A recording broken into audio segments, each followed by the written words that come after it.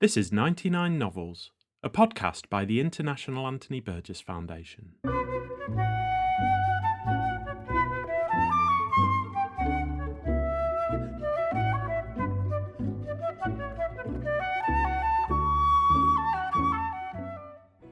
In 1984, the writer Anthony Burgess selected his 99 favourite novels in English since the outbreak of the Second World War.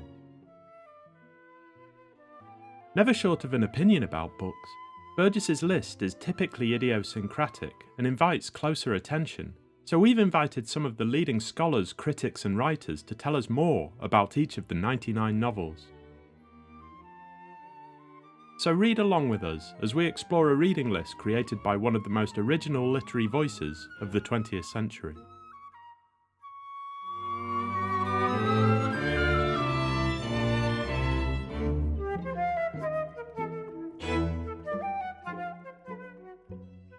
In this episode, novelist and academic Norman Ravvin joins us to talk about Cocksure by Mordecai Richler, a novel Anthony Burgess called grimly funny.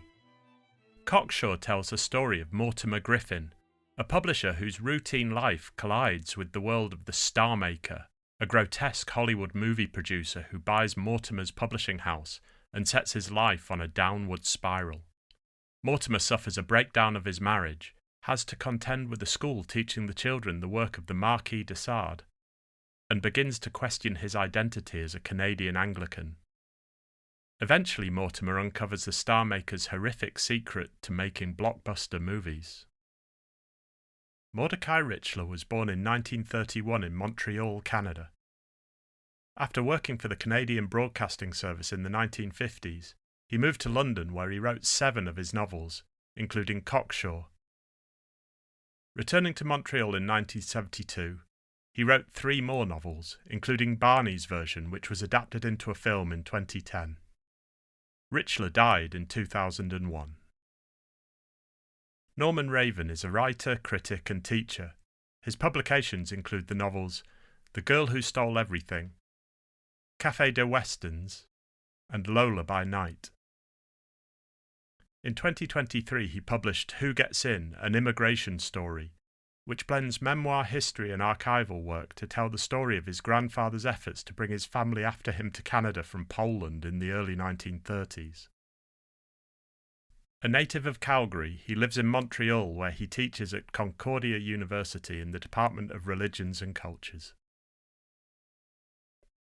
For all the relevant links and to see a list of all the books mentioned, check out the description of this episode.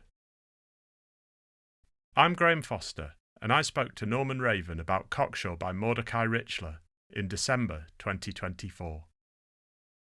I'm joined here by Norman Ravvin. We are here to talk about Mordecai Richler's Cocksure. It's a strange book. It's unlike a lot of the books on Burgess's list. So, Norman, it's really great to have you here to talk about this. Thanks, Graham. First of all, this book is a very strange animal. It's a satire. It's a strange story. It's not a realist novel. Can you describe this book for probably quite a few people, at least on this side of the Atlantic, who haven't read it? Sure. So I'll both describe it and try to set it a little bit in the context of Richler's range of work. So in terms of simply describing it, it is a kind of pastiche of styles, and it's kind of episodic in its way of building its narrative, and I have the feeling that it's influenced by Richler's work in script writing, because it's got this kind of set of episodes and setups and a certain amount of running gags. And the other book that's like this is the one that preceded it. That's The Incomparable Atuk, and that's another book that readers, I think, tend not to know in the way that they might his others. And the reviews all highlighted that it's about, quote, swinging London. But I don't see much swinging, but there is London, and that's because Richler was there and making his work and his life there. And there's a lot of kind of sexual pratfalls, and there's characters who are sort of surfacey or TV style. So it's not operating the way his other novels operate. I have a few ideas about where it might be borrowing from, and we'll probably land on that later. So those are the things I think of first. As a story, it's about a Canadian Anglican who moves to London to head up a publishing empire, essentially, and he comes into conflict with the film industry in this character called the Star Maker. Those are important details. And there you see Richler struggling with, how much Canada does he want in a book like this? Almost none, I would say. How much Jewishness does he want in a book like this? Well, he's trying, but it's not the book really that you go to if you want to find out about Richler's broader view of Jewish life. And this idea that he's got a non-Jewish character leading the way in this kind of strange narrative is also kind of a challenge, because I would say Mortimer Griffin is one of the lead figures in a Richler novel who you do have trouble getting your hand around. He's a little bit hard to pin down. Things happen to him. He's not moving the narrative himself so much. One thing we like to do on the 99 Novels podcast is find out how you discovered the book and what the book means to you more generally. I work on Richler. I teach him. So he's on my desk routinely. I've written on him and I've read him, since I was a young person. But these two books that we've mentioned so far, Attic and Cocksure, didn't put themselves in front of me. I never had a reason. They weren't on reading lists. Say if I was taking a course where Richler might be, they don't appear. And then it wasn't in our house when I was growing up, which was some of the way that I bumped into books by authors like Richler and Saul Bellow and Philip Roth. So it's thanks to you that I went ahead and took a look at Cocksure. You work on Richler. Sure. Would you describe Cocksure as one of his minor works? What are his other novels like? Okay, so I would say it's a problem work, really. I mean, that makes it interesting for its place on your big Burgess list. The book that everybody reads and likes is The Apprenticeship of Duddy Kravitz, which precedes this one by about a decade. That really is this archetypal book of Montreal Jewish life and a young guy making it in the kind of newly prosperous period after the Second World War. And he kind of stakes out a territory of time and place there that is almost unique in some ways. And then another really good book, which straddles Canada and Britain, is St. Urban's Horseman, which does take on some of the territory of Kravitz, but it's really largely set in London. It's really a wonderful book, challenging book. And I worked on it in my earlier days as I was writing about Holocaust literature. It's kind of an indirect novel dealing with the aftermath of the Holocaust. And then there was this interesting late career phenomenon of a novel called Barney's Version. After a period in which Richler had gone into, let's say, a bit of an eclipse, this book had just a remarkable impact in Canada and abroad, and was even picked up as a kind of a cause célèbre in Italy, of all places. The character, kind of, Richlerian, that was at the center of the book just caught people's imagination. So those are some of the novels that I, absolutely think of when people ask, what's up with Richler? What should I read? These two, Cocksure and the incomparable Attic, when you go back to them, certainly you get a sense of what was up in the 60s and what kind of satire certain kinds of people were doing. And sometimes you think also of film, not just literature. And certainly Richler was always busying himself with this kind of journalistic commentary that he published, just everywhere. He was very prolific in that direction. I do think that work seems to inform these two books, because he loves to have this kind of fun in those journalistic pieces, and he's having it in wider form in these two books. So that's where I would say problem books in some way rather than minor. Yeah, so not really representative of the whole. Books like this can finish a career, because if you don't come back to it in a way that readers can really reappreciate, you've kind of left the stuff that was so spectacularly successful in a book like Duddy Kravitz, and then readers start to wonder, well, what's he up to? And you'd have to move off into another territory. But instead, he kind of came back to the kind of novel that we more likely expect from him. Yeah. Yeah, I think in Britain, the name Mordecai Richler is probably not hugely known. That would break his heart. Well, these days, I mean, I'm sure all of his books have been published in the past. I think the novel or the name of the novel people will be most familiar with is Barney's Version, and that's primarily because of the film. It was released about 20 years You're ago. right. You're right. Yeah, made a film of it. Yeah. But in terms of Canadian novelists in Britain, I mean, the big ones that are talked about over here still are Atwood and Munro, Douglas Copeland a little bit, that sort of thing. But where does Richler fit into Canadian literature as a whole? Are they canonized in Canada, do you think? Yeah, he's crucial to the canon, no question. So the people you just mentioned are his colleagues. And in the old days, now he's been gone long enough, these things start to shift. Atwood and Richler would be in sort of similar canonical positions. And that was an interesting kind of a formula because you had the non-Jew and the Jew, and it sort of created kind of an interesting cultural outcome here. And I think that if you ask people about books that you ought to teach or writers that now I shift to my role as a university teacher, Richler would often come up. Other people say other things about him. He is harder to teach these days due to his presentation of female characters.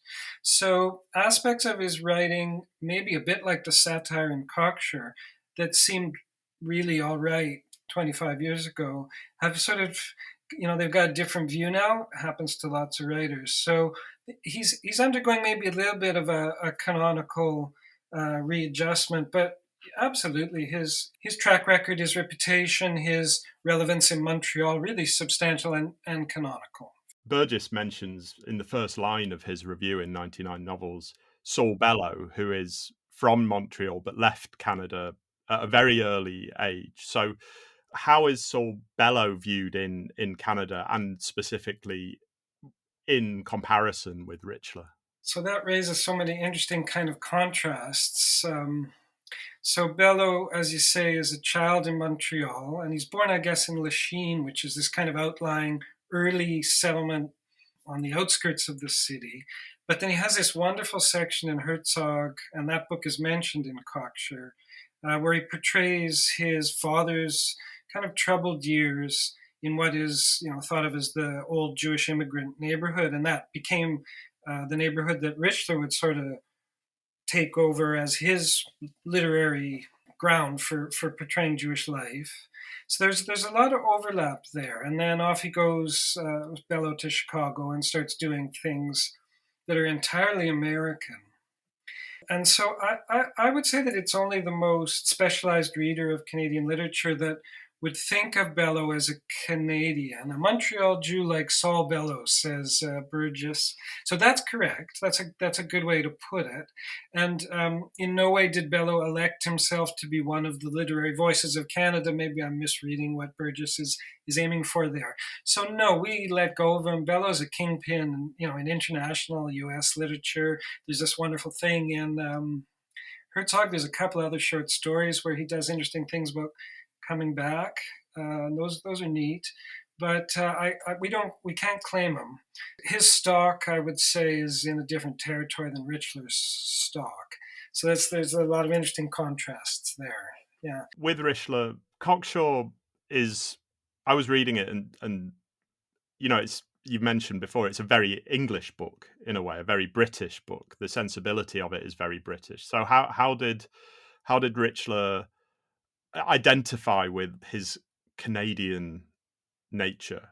Did he sort of willingly embrace his position as a Canadian novelist? Yeah, very contradictory, I would say. And the interesting place to go, and now we can all see these things because they have come out of the archives. So the CBC maintains a pretty good digital archive on its website. And there you have an array, a huge array of interviews with Richler through his rise and then the period after Duty Kravitz when he was really kind of an iconic figure here.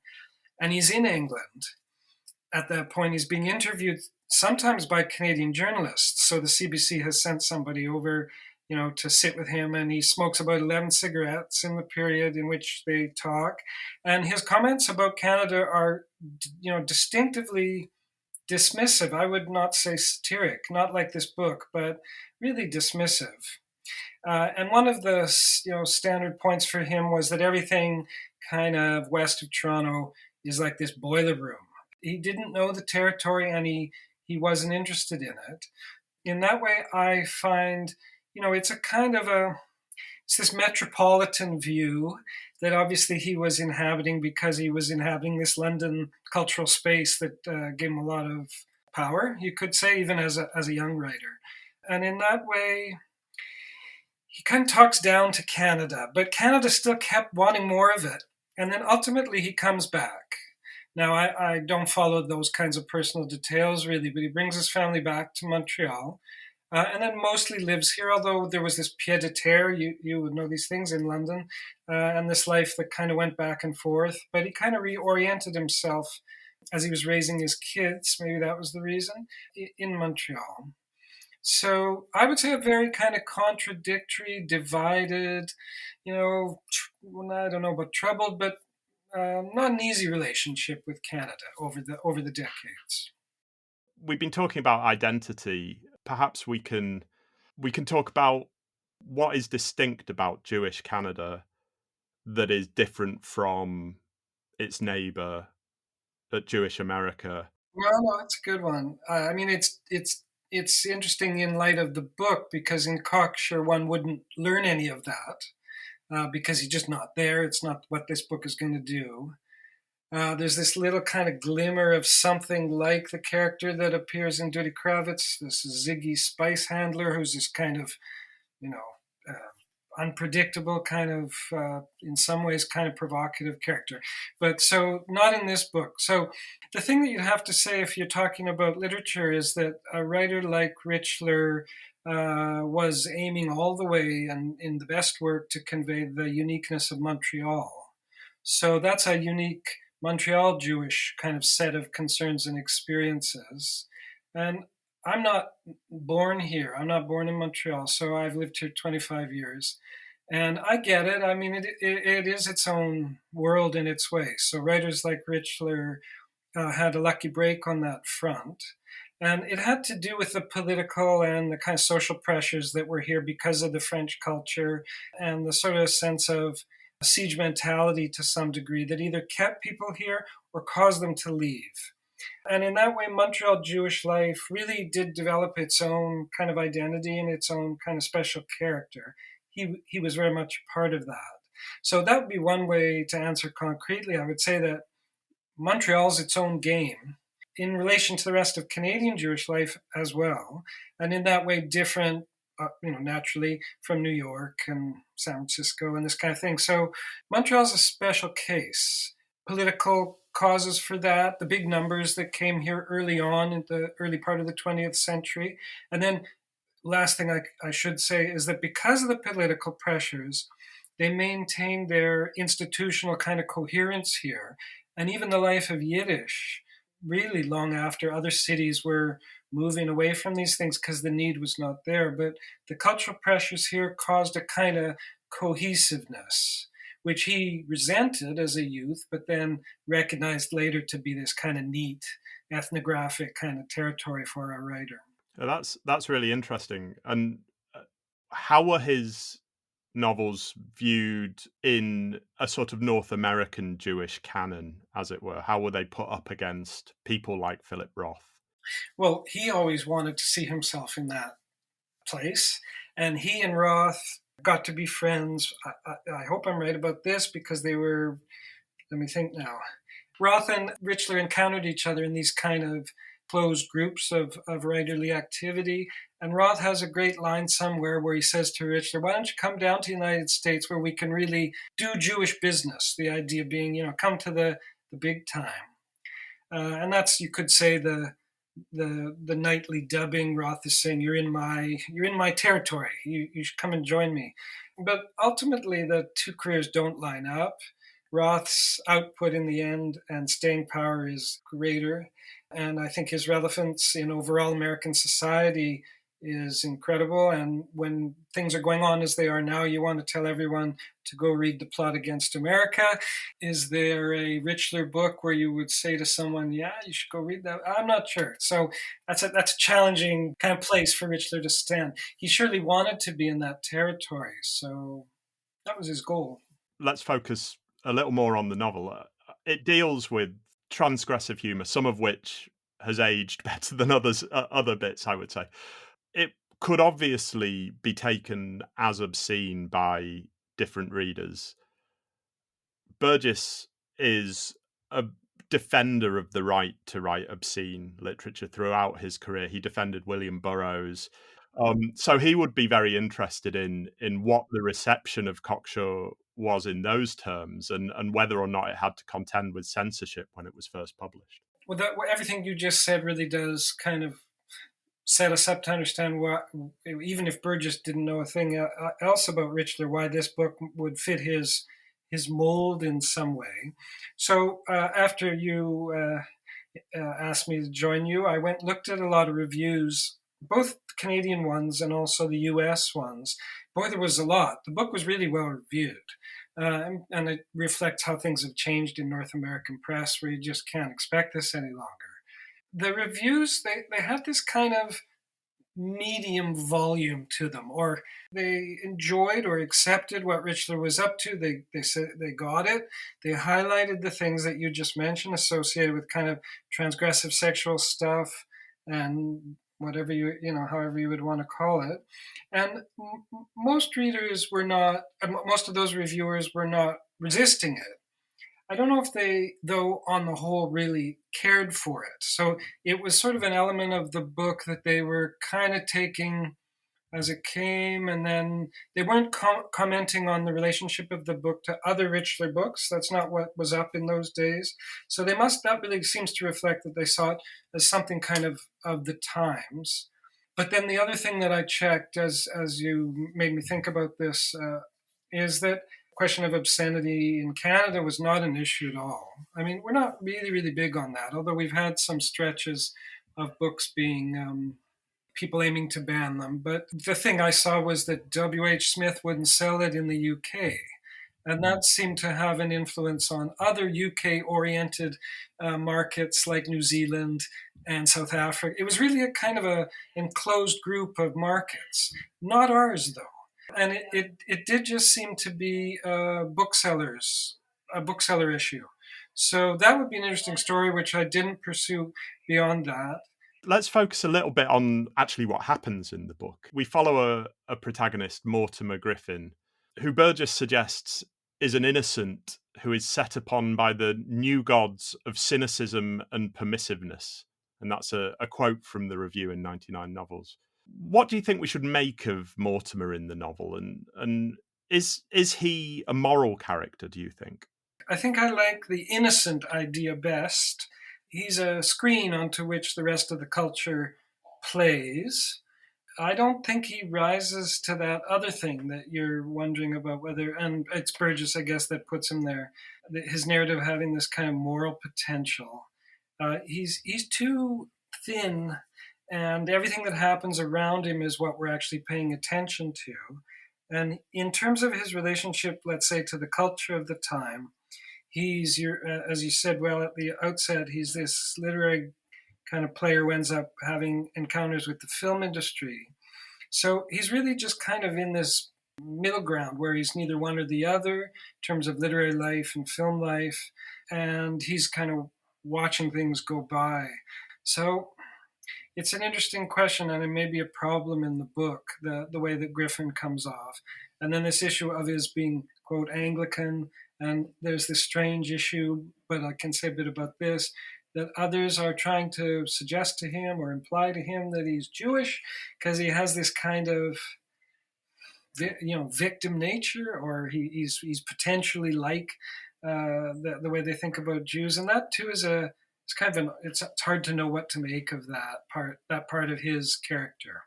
Yeah, I think the imposing of a Jewish identity on Mortimer by the other characters in the book is really central to the narrative.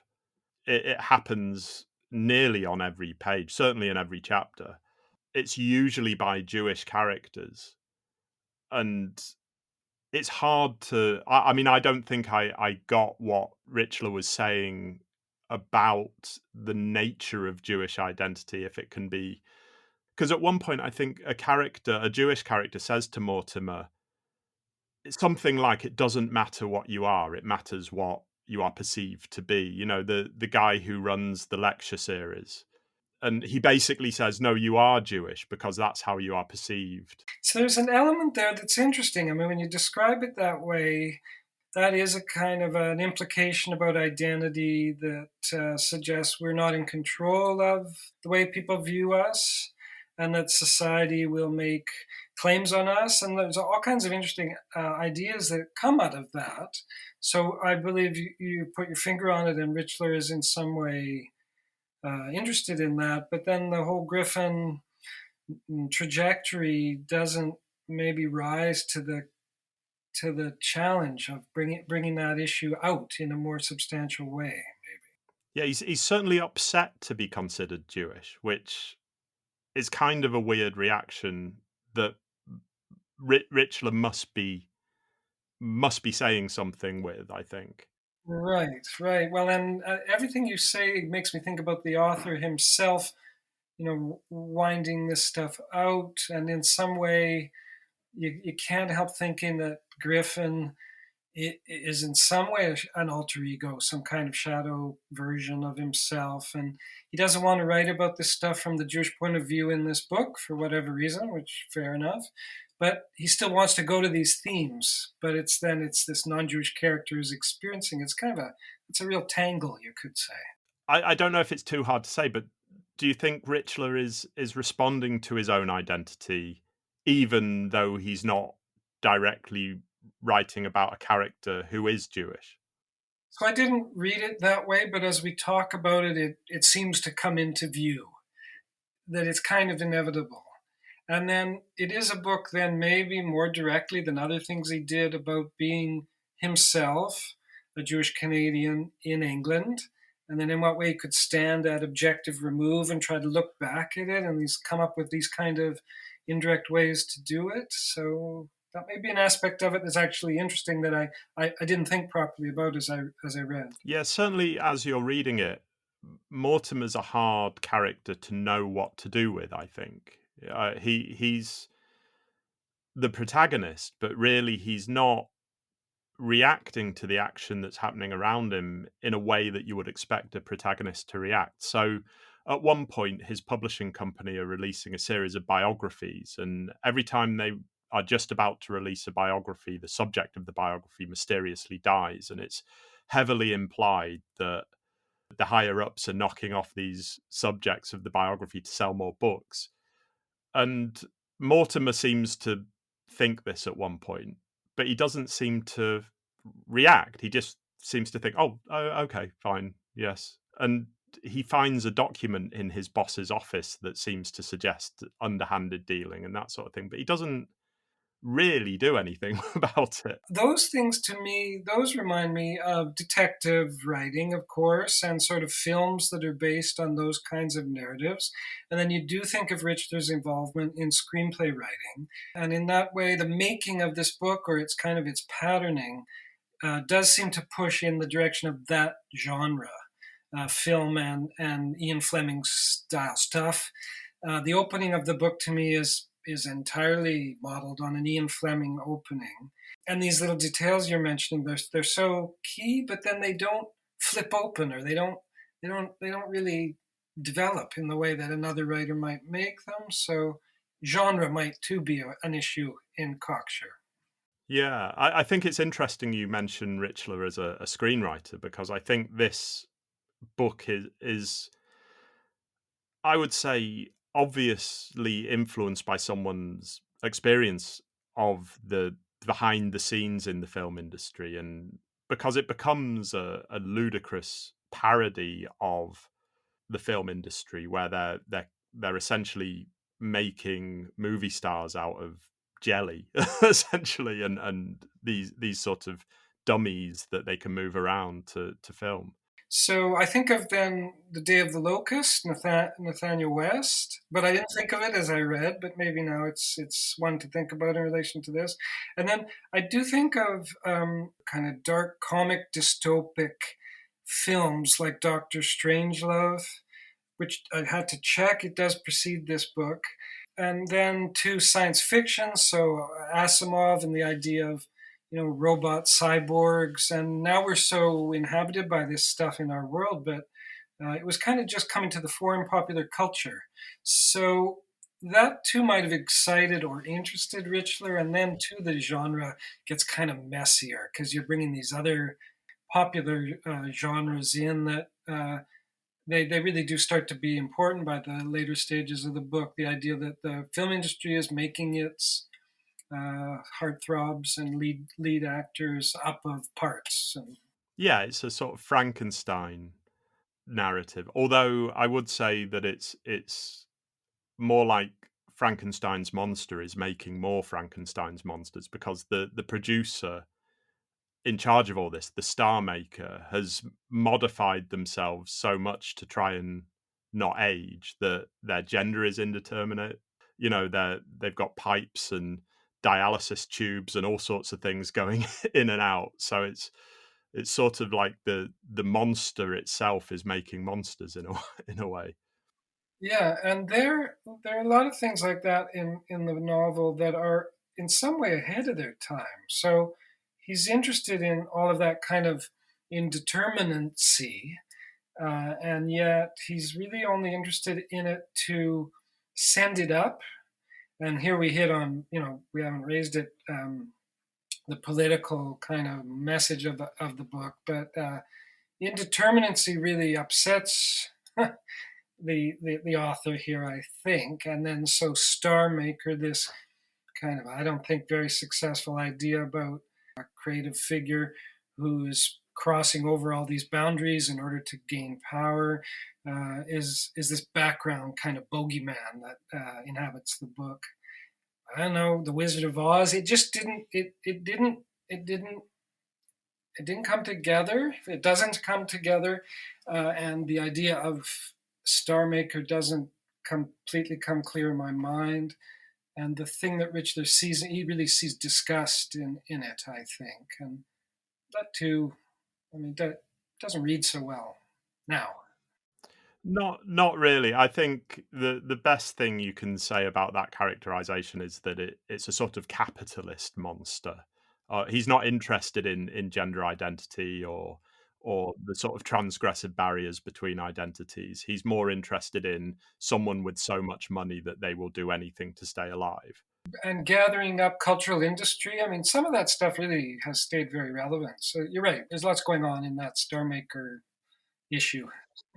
I wonder, the creation of fake human beings is, I don't, maybe I'm reading too much into it, but it goes back to that Jewish identity thing. It's sort of like the golem, really, the sort of mythic golem creature that. And that comes back in a big and much more interesting way in St. Urban's Horseman.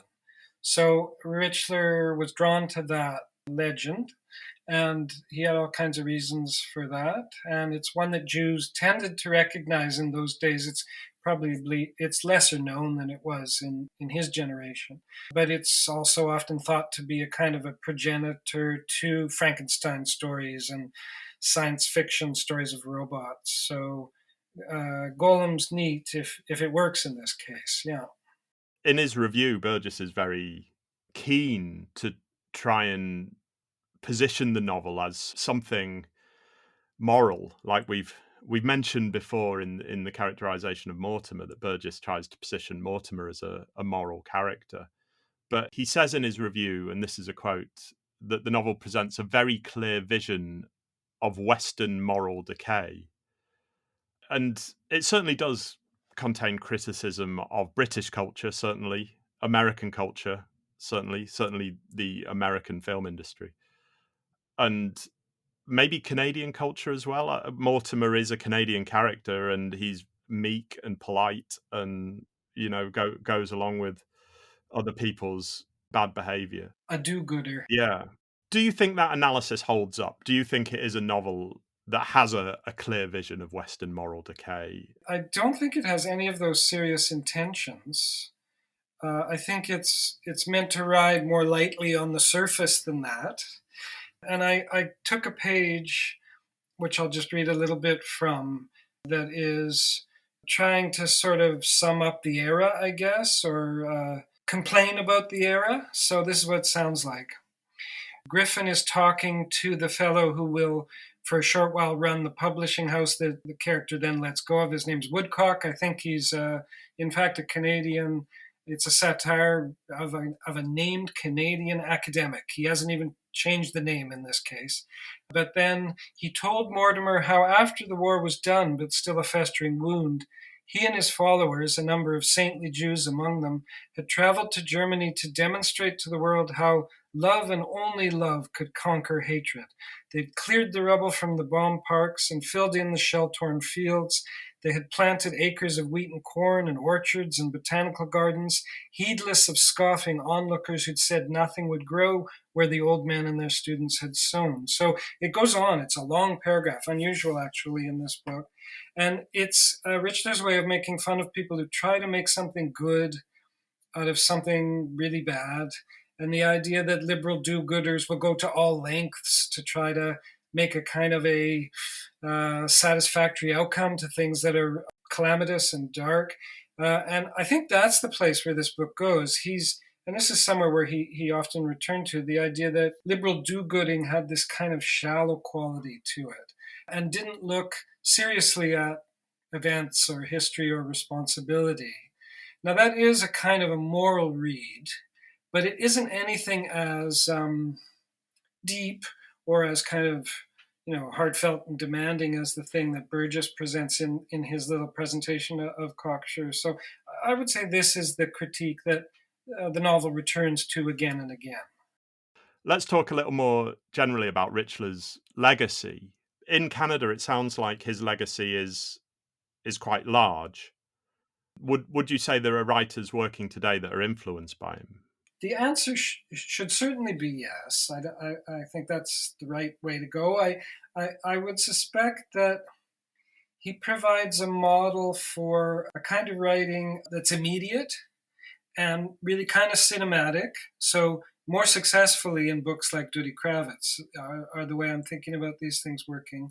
And also how to land on, as he always would put it, it was my place and my time, and I elected myself to capture it. So, I mean, those are very important examples that are maybe more, they're concrete in Richler's case, maybe more so than in any number of other novelists. So I suspect that those still work for people. The thing I said earlier, though, about the issue of female characters, I think that if there's writers going to Richler to kind of think about how a novel could be put together and how it could ring true, they've got to be males, I think, because there isn't too much there that maybe I go too far with this, that a female writer would say, I'll do it this way. I think that might strike a divide in his audience. Although, no doubt about it, when the books were coming out, who comes out to those writer events that Richler did all the time and always to full rooms, lots of female readers. So this thing is kind of up for grabs, where Richler stands with that kind of divided audience. Yeah, so would you say that his legacy is still being negotiated really now? You're right. That's a good way to put it. It's a good way to put it. And where the stock goes, up or down. So if you go into our big bookstore chain, which is called Indigo, the people that design those stores are smart and they have big photographs up of the people that Canadians would like to see. And Richard is always there. I'm thinking of the stores in Montreal, but it would be the same in stores in other cities. Leonard Cohen is there. Alice Munro is there. Margaret Atwood. Who do you expect to see? Those are the ones you expect to see. So those are the signs. And then the issue of renegotiation in play as well. Yeah. I think that's really interesting, that image of Richler in the same field as Atwood and Munro. I can see whoever did the drawing, or it's based on a photograph, well-known photograph. I mean, I can see it now before me because it's so prevalent in the stores. So then I see the one for Atwood and I see the one for Monroe. Yeah. As a novelist yourself, has Richler influenced your own work? You say you've been working on Richler. Yeah, so I have two parallel lives, and in the academic context, I teach him and I enjoy talking about him to students, and I like the papers that students write about his work. And I've written journalistic stuff on him, and I've given public talks on him. But the answer is no in terms of my own work, and I'm influenced by different kind of writing, I think, and I'm not so consciously a humorist, although you do want your work to be funny, otherwise that's a terrible flaw. So that raises something in his work that's valuable. And the Montrealness of it, not being a true Montrealer somehow too, I see myself in contrast with. So I've been engaged with them. I will remain so, but in my own work, it's not the writer I think of as a motivator. Okay, this is the last question, and it's a question we ask everybody who comes on the podcast. If you could choose 100th novel to add to Burgess's list, what would it be and why? Okay, so, there's a long answer to that. And the first thing I thought of really was to say, I don't like these lists anyway. I find them fascinating. And then you and I, as specialists, know that these things, they fall out of shape and they kind of represent the moment. And then in other ways, they create all these kinds of questions as to, how did this happen? How did this get on? And so I ran through things on here that I could see are entirely expected and you'd think would be on a list like this. Although Finnegan's Wake instead of Ulysses seemed kind of surprising to me. Well, Ulysses is out of the time frame, so okay, it's 1939 the list begins. Wow, okay, you're thinking much more sharply than I. And then certain writers are naturals, and Hemingway and James Baldwin and Catcher in the Rye and Elizabeth Bowen and, of course, George Orwell. And then, Lowry. I mean, I recently reread Under the Volcano, and it's just this kind of weird book. And I know that it's in many ways thought to be the 20th century masterpiece. But then, too, it just becomes sort of a question mark in my mind. But that's fun in its way. So my first thought was, no, don't join. But I know that's not really a good way to behave. So there's a wonderful French writer who won the Nobel in the mid-teens of our century. That's Patrick Modiano. His writing, to me, incredibly inspiring and strange. And then things are coming out in translation. I can only read them in English, and I read everything. So I thought, well, I better then think about Modiano because he seems to be the writer who's got the anchor on me. And the wonderful book of his that I've also taught and students take to in interesting ways is called Dora Bruder, which is this really interesting portrayal of kind of a recovery of a young woman's experience under the German occupation in Paris. And she's kind of hard to even glimpse because she's so hard to know. But that's kind of what Modiano's up to. And then he contrasts with his own experience of Paris in the 60s. So the whole thing is this kind of melange of memory and French history and kind of very glancing Jewishness. So an interesting puzzle. So even though I wanted not to do it, I'd offer you Dora Bruder by Patrick Modiano. Well, I'm glad that you relented to the to the list. That's a really interesting choice, one that I'm sure lots of people will look out. Norman, thank you for joining us on the 99 Novels podcast. It's been a real pleasure to talk to you about Mordecai Richler. My pleasure too. Thanks. You've been listening to 99 Novels, a podcast by the International Anthony Burgess Foundation. Norman Ravvin's latest book, Who Gets In? An Immigration Story, is out now. To find out more about Anthony Burgess and the work of the Burgess Foundation, visit anthonyburgess.org, and you can subscribe to our Substack newsletter at anthonyburgessfoundation.substack.com.